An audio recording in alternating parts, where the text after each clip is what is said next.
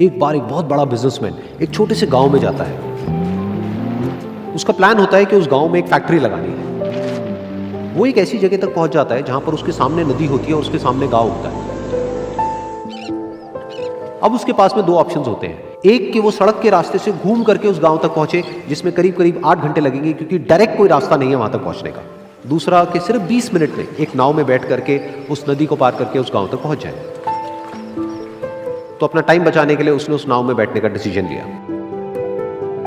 वो नाव बहुत ही छोटी सी थी, जिसमें एक तरफ एक आदमी बैठा था जो कि नाव चला रहा था और दूसरी तरफ ये बिजनेसमैन बैठा हुआ था। तो नाव में बैठने की थोड़ी देर बाद उस बिजनेसमैन ने उस नाव वाले से पूछा, तुझे पता है तेरी नाव में कौन बैठा है? तो नाव वाले ने बड़े ही भोलेपन से कहा हाथ जोड़ करके, नहीं साहब मुझे नहीं पता आप कौन है। तो बिजनेसमैन बोला, अरे तू अखबार नहीं पढ़ता है क्या? हर दूसरे दिन मेरी फोटो आती है अखबार में।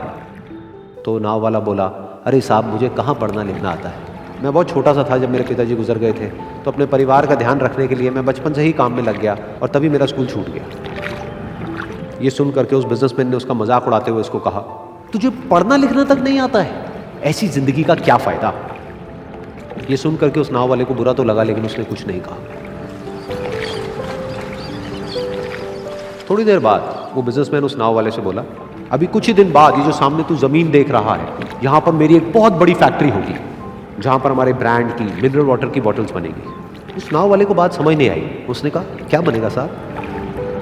तो बिजनेसमैन थोड़ा सा इरिटेट होकर के बोला कि हमारे यहाँ पर पानी की बोतलें बनेंगी, जो तेरे गाँव में नहीं बिकेगी लेकिन शहरों में बहुत बिकती है। अरे कभी तू शहर गया होगा तो तुमने देखी होगी पानी की बोतलें रखी होती है दुकानों पर। फिर वो नाव वाला बोला, अरे साहब मुझे कैसे पता होगा, मैं तो कभी इस गाँव से बाहर गया ही नहीं। फिर वो बिजनेसमैन उसके ऊपर हंसते हुए बोला, तू कभी इस गांव से बाहर तक नहीं गया, तुझे पता ही नहीं कि शहर क्या होता है?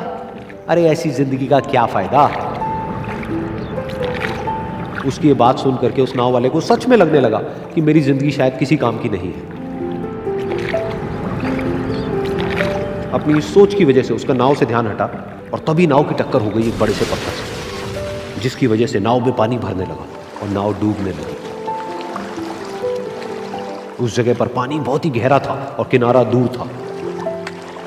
नाव वाले को समझ आ गया कि अब इस नाव को बचाने का कोई तरीका नहीं है और वो अपनी जान बचाने के लिए नदी में छलांग मारने ही वाला था। तभी उसने उस बिजनेसमैन से पूछा, साहब आपको तैरना तो आता है ना? तो बिजनेसमैन घबरा करके बोला, ऐसा क्यों पूछ रहे हो, मुझे तैरना नहीं आता है।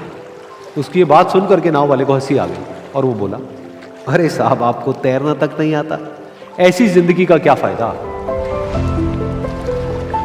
ये सुन करके उस बिजनेसमैन को अपनी गलती का एहसास हुआ और वो हाथ जोड़ करके उस नाव वाले से बोला, तुम जो कहोगे मैं तुम्हें दूंगा, बस मेरी जान बचा लो।